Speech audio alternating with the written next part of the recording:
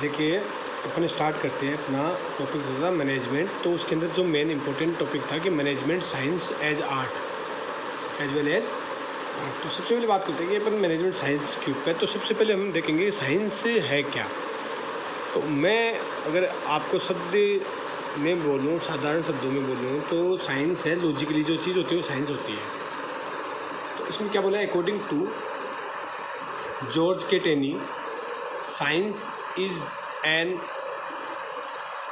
organized, accepted and preserved knowledge in terms of general truth of any subject, objective of any study। किसी भी अध्ययन का, किसी भी उद्देश्य का, किसी भी सब्जेक्ट का सही मायने में term of the general true, सही मायने में नॉलेज को प्रिजर्व करना या उसको ऑर्गेनाइज करना या उसको शिफ्ट करना साइंस कहलाता है। इसका मतलब अध्ययन के संग्रहण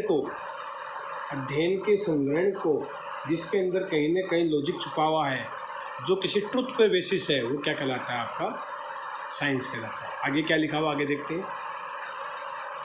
आगे लिखा हुआ है, दस science is a systemise body of knowledge based on logically observed finding, fact and event that explain general truth। ये क्या बोल रहे हैं, साइंस इज ए सिस्टमाइज मतलब step to step systemize body of knowledge, एक ज्ञान की क्या है, बॉडी है, मतलब एक ढांचा बना हुआ है पूरा, उसके अंदर सब चीज़ें सिस्टम से सेट की हुई है और वो उनके अंदर क्या घुसा हुआ है, नॉलेज घुसा हुआ है। बेस्ड ऑन लॉजिकली ऑब्जर्व है, जो किसका आधार है, लॉजिकली ऑब्जर्व मतलब फाइंड किया हुआ है, माना गया है, findings, fact and events that explain general truth, जो किसी सामान्य ट्रुथ, हमारी सत्यता को बताता है, जो हमें सत्यता को बताता है। इसका मतलब ये हुआ कि हमें सत्य की खोज करने के लिए क्या सही है, वास्तव में क्या किसी उस चीज़ पे कोई लॉजिक है, उसके लिए हमें चाहिए knowledge.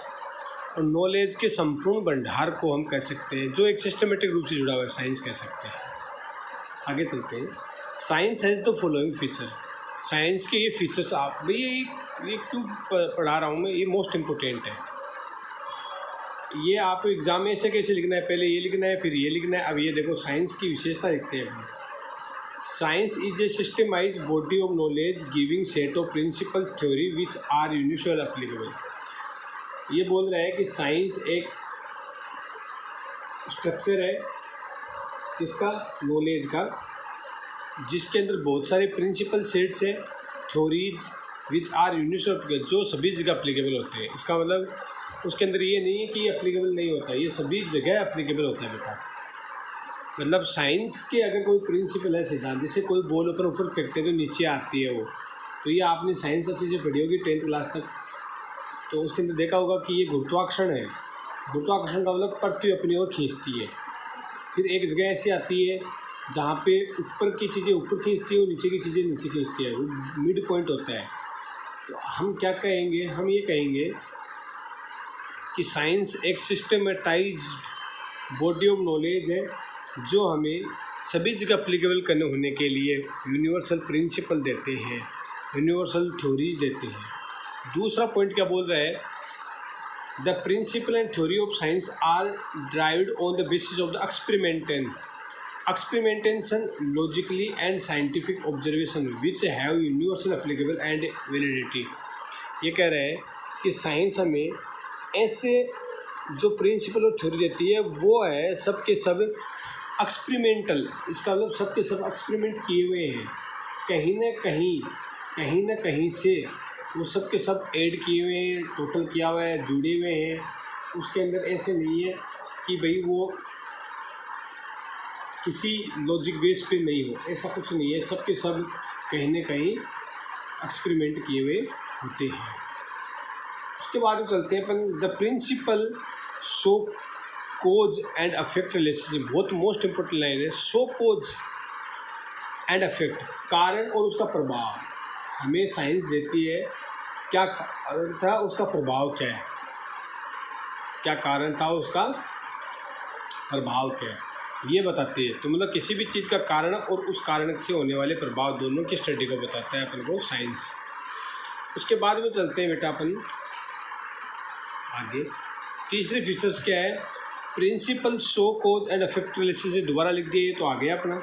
Fourth point, principles are use to solve any problem और set of problem in the given situation. देखो क्या है, साइंस है ना, वो किसी दी हुई स्थिति में आपकी गिवन सिचुएशन के अंदर जो भी आपको सिचुएशन दी हुई होगी उस सिचुएशन के अंदर सॉल्यूशन देता है। Principles are use to solve any problem और सेट ऑफ प्रॉब्लम, प्रॉब्लम और प्रॉब्लम का सेट, मतलब बहुत सारे प्रॉब्लम्स आपके होती है, उन सब का सॉल्यूशन आपको बताती है। कौन बताती है, आपको साइंस बताती है। ऐसे प्रिंसिपल देती है जो सॉल्यूशन निकालती है।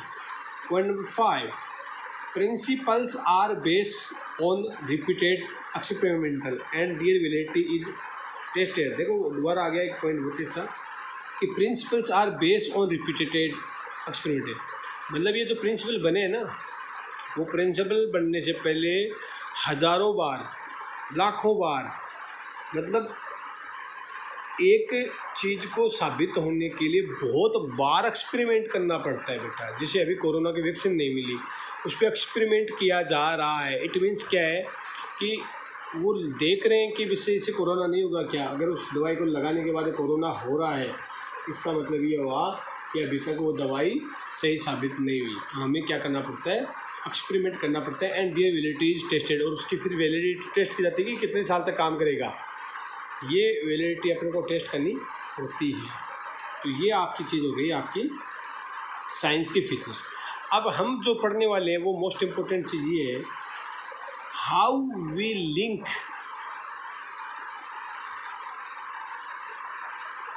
Of science with the management. हम मैनेजमेंट को साइंस के साथ कैसे लिंक करें। हमारी हेडिंग आएगी, if the management is viewed as science. अगर मैनेजमेंट को साइंस के जैसे देखा जाए, on the basis of the above mention features, जो आपने ऊपर फीचर पढ़े हैं उनके हिसाब से, some of these are not found in management, जो कि मैनेजमेंट में नहीं पाए जाते हैं। ठीक है, तो इसके अंदर देखते हैं, the subject of management has a systemise body of knowledge but manager are observing, they have to observe a human being which can not be keep in the control situation. अब इसने कहा कि ये सारी चीज़ें मैनेजमेंट में नहीं है, तो देखो अपना हेडिंग क्या है इसके अंदर, 1 मिनट में खोल के देख लेता हूँ क्या लिखा हुआ है। इसमें लिखा है, some of the there are not found in the management, लेकिन ये मैनेजमेंट के अंदर कमियाँ है कि मैनेजमेंट में साइंस की ये चीज़ें आपको नहीं मिलेगी। पॉइंट आएंगे अपने, पहला पॉइंट ये कि the subject of the management has systemise body of knowledge but managers and are observing that they observe human being which cannot be keep in the control situation। ये इसने बोला है कि आपने कहा है कि साइंस के अंदर हर चीज़ क्या होती है, सिस्टमेटिक ढंग से होती है, लेकिन इन्होंने कहा है कि ह्यूमन बीइंग कभी भी सिस्टमेटिक ढंग से नहीं कंट्रोल की जा सकती, आप उसको मशीन के जैसे काम में नहीं ले सकते। दूसरा, the scientist perform logically observation before driving any principle. ये कह रहा है कि साइंस बोलती है कि किसी भी प्रिंसिपल को लागू करने के लिए आपको लॉजिकली बताना पड़ता है, बट मैनेजर्स और management are observe, they have to observe human being which can not be keeped in controlled situation, so the observation is not purely, दोनों सेमी पॉइंट आएंगे, logically and objective. This picture of science is not, this picture not present in management. तो ये क्या बोल दिया है इसने। अब आगे इसके अंदर है ना, अपन देखते हैं पॉइंट नंबर 3 किताब में आते हैं, किताब में क्या लिखा हुआ है, तीसरा, लाइक साइंटिफिक प्रिंसिपल, दिख रहा होगा, like scientific principle managers also test and experiment managerial principles. ये कह रहे हैं कि साइंस के जैसे मैनेजर्स भी बेचारे लगे रहते हैं, एक्सपेरिमेंट करते रहते हैं, manager principles under different condition in different organization. सभी ऑर्गेनाइजेशन में एक प्रिंसिपल लागू करके देखते हैं। All the scientific principle have some effect where we try them. और वो कह रहे हैं कि सभी साइंटिफिक जो है ना प्रिंसिपल, वो कुछ ना कुछ प्रभाव डालते हैं। Where is management principle vary from one situation. अब इसने ये कहा कि साइंस के जो प्रिंसिपल होते हैं ना, वो तो अगर आप लागू करोगे तो सब जगह सेम ही रिजल्ट देंगे, बट जो मैनेजमेंट के प्रिंसिपल है ना, वो आपको वेरी का मतलब होता है changeable, vary from one situation to another, situation के हिसाब से चेंज करने होते हैं। पॉइंट नंबर 4, साइंटिफिक, ये आप लिख सकते हो, इनको अगर आप लिखना चाहो तो लिख लेना, ठीक है। स्क्रीनशॉट, अपने वीडियो का स्क्रीनशॉट लेके भी आप लिख सकते हो, ठीक है, और नहीं लिखोगे तो बड़ी बात नहीं है। Scientific principles have universal application, ये कह रहा है कि साइंटिफिक प्रिंसिपल है वो यूनिवर्सल एप्लीकेशन देते हैं and validity, but management principles are not exact, ये कह रहा है कि ये यूनिवर्सल नहीं होते हैं, ये सिचुएशन के हिसाब से चेंज होते हैं। Like scientific principles, so their application and use is not universal, they have to be modified according to the situation, so these features of science is not present in the management, ये कह रहे हैं इसलिए science के संपूर्ण तरीके से features अपन use नहीं कर सकते मैनेजमेंट। तो कंक्लूजन क्या कहता है, अब कल मोस्ट इंपॉर्टेंट है भाई, ये लिख लेना, इसको मैं बोल रहा हूँ वैसे वैसे लिखते जाना। On comparing the feature of science, science के फीचर्स को कंपेयर करके देखा विद द मैनेजमेंट के साथ, वी फाइंड, हमने पाया दैट मैनेजमेंट के not be considered as pure and exact science. आपको क्या लिखनी है कि हमने साइंस को और मैनेजमेंट के प्रिंसिपल को दोनों को लगा के देखा तो हमें पाया कि मैनेजमेंट संपूर्ण तरीके से can not be considered as pure और एग्जैक्ट साइंस, एग्जैक्ट और प्योर साइंस के रूप में काम नहीं, but we can call it as inexact science, लेकिन हमें इसे अप्लाइड साइंस लिख दो यहाँ पे आप, इन एग्जैक्ट साइंस भी कह सकते हैं, अप्लाइड साइंस भी कह सकते हैं, because it lake the basic feature of science like university, क्योंकि मैनेजमेंट यूनिवर्सिटी नहीं है, एग्जैक्टनेस नहीं है, सेम टू सेम नहीं चलता, हर जगह प्रभाव आएगा। तो management is treated in applied science as a management use scientific technique, by these scientific techniques new principle can be propounded and the traditional principle can be brought to use in the modern time. ये कह रहा है कि scientific principles को use करते हुए अपन नए principal बना सकते हैं, लेकिन ये नहीं है कि हम उसको थोप दे, इम्पोज कर दे, संपूर्ण तरीके से वो लागू नहीं होते हैं। तो ये आपका पॉइंट था बेटा साइंस वाला, जो आपको पढ़कर चलना है। तो ये आप इसको रीड आउट भी कर लेना, ये 3 पॉइंट है, इसको लिख भी लेना। मेरे खूब आपका कम से कम 5 से 7 मिनट हो गए अपने वीडियो को चलते हुए, तो इसके अंदर ये आप लिख भी सकते हो आराम से, कोई इश्यू नहीं आएगा, ठीक है। तो आज के लिए काफ़ी है। Thank you so much.